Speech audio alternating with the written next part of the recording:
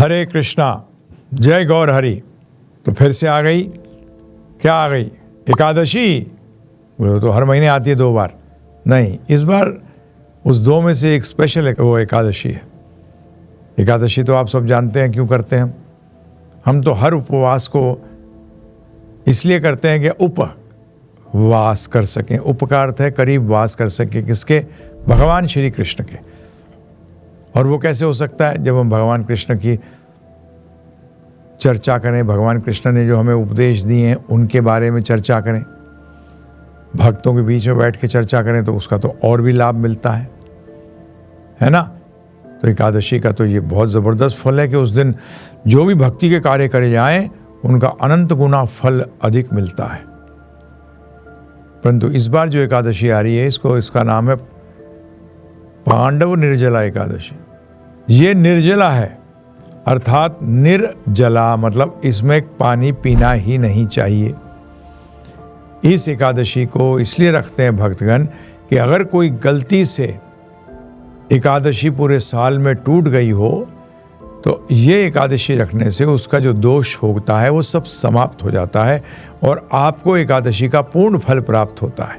तो इसलिए हम उन सबों से हाथ जोड़कर विनती करते हैं कि जो कृष्ण भक्ति, राम भक्ति, विष्णु भक्ति करते हैं वो कृपा करके निर्जला एकादशी पे निर्जला ही रखें, अर्थात बाकी फ्रूट फ्राट तो सब भूल जाइए, फल वल तो पा नहीं सकते, जल भी नहीं पा सकते।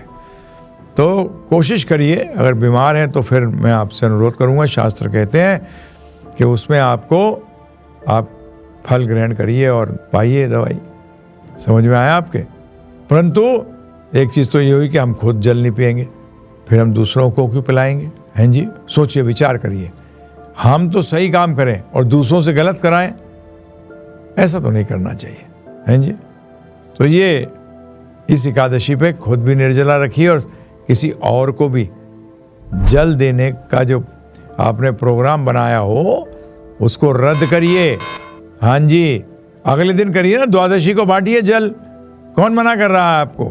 परंतु हाँ, हम भी धर्म को ख़त्म करने के लिए हम पूरी कोशिश करेंगे कि एकादशी के दिन ही हम सबों को पानी बांटेंगे, लाल पीला रंग का भी, हैं जी, सबको बांटेंगे जिससे कि उनको लाभ प्राप्त ना हो।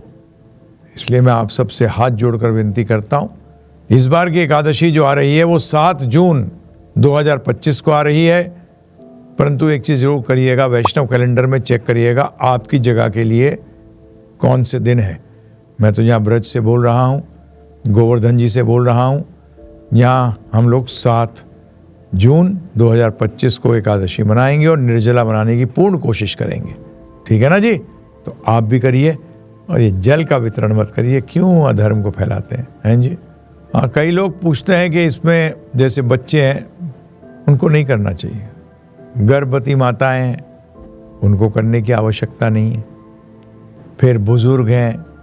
मैं तो पीछे इतने सालों से रखता आया हूँ भगवान की कृपा से, मैं भी 69 रनिंग हूँ, डायबिटिक हूँ, फिर भी रख लेता हूँ। परंतु अगर बहुत ज़्यादा तबीयत खराब है तो अनुरोध है कि फिर आप दवाई का सेवन करने के लिए आपको पानी भी पीना पड़ेगा। फल वल खा के काम चलाइए, अच्छा रहेगा, है ना जी। दूध पीजिए, फल खाइए, भगवान को भोग लगाइए और पाइए फल। ठीक है ना? तो इस नियम से बच्चे, गर्भवती माताएं या जो बीमार है, ज़रूरी नहीं कि बुजुर्ग ही हो, जो भी बहुत ज़्यादा बीमार है और दवाई लेना अनिवार्य है, वो अवश्य फल फ्रूट पाइए, परंतु अन्न मत करिए, अन्न मत लीजिए। ठीक है ना? कई लोग पूछते हैं क्या करना चाहिए हर एकादशी में जो करते हो, कुछ स्पेशल नहीं है। हाँ, मैं कुछ आपको और उसके ऊपर बताऊं, ये भी करो और वो भी करो, कुछ नहीं। जो हर एकादशी पे करते हो वो करो, सिर्फ जल मत लो, अर्थात कोई अन्न भी नहीं लेना तो लेते ही नहीं है। दूसरा, बाकी एकादशी में फल कुछ खा लेते हो या फलाहार कर लेते हो, उसको भी अवॉइड कर दो इस एकादशी को, बस। और कुछ स्पेशल नहीं है। स्पेशल तो बता चुके हैं, एकादशी को भगवान का ध्यान रखा जाता है, उपवास है। उप का मतलब होता है करीब, वास का मतलब रहना, भगवान के करीब रहना, अर्थात उनका नाम जप करिए, भगवद गीता भागवतम का अध्ययन करिए, पढ़िए, घर वाले मिलकर सुनाएं, एक व्यक्ति पढ़े बाकी सुने, ऐसा कर सकते हैं, क्यों नहीं कर सकते? ठीक है ना जी। तो यही है, और कुछ स्पेशल नहीं है। ये मैं थोड़ी कहूँगा कि दूसरी मंजिल से कूद जाओ। एकादशी का जितना करते हो वैसा करिए। उपवास में कई लोग ये प्रश्न करते हैं कि हम पूरे साल एकादशी नहीं करेंगे, निर्जला पे एक दिन निर्जला एकादशी कर लेंगे। नहीं, एकादशी तो सारी बनानी चाहिए। आप भीम नहीं हो, ये भीम के लिए बनाया गया था कि वो क्या करें, साल में एक बार रख लें, क्योंकि वो भूखे रह ही नहीं पाते थे।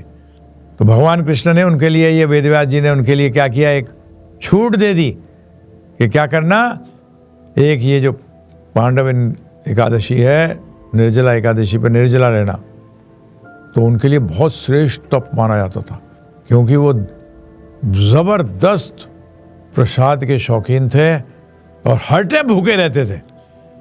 पूरा भोजन करने के बाद ही भूखे, हर क्षण खिलाते रहो भीम महाराज को, पाते रहेंगे।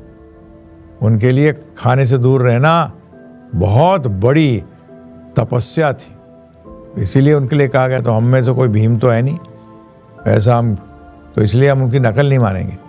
ठीक है ना जी, कि साल में एक बार रखेंगे। क्यों? एकादशी के दिन अन्न पाना तो पापों का भंडार है। ठीक है, एकादशी के दिन का आप एक और उपयोग कर सकते हैं, उसको जो अपने लिए यूज़ कर सकते हैं भक्ति बढ़ाने के लिए। दान करिए।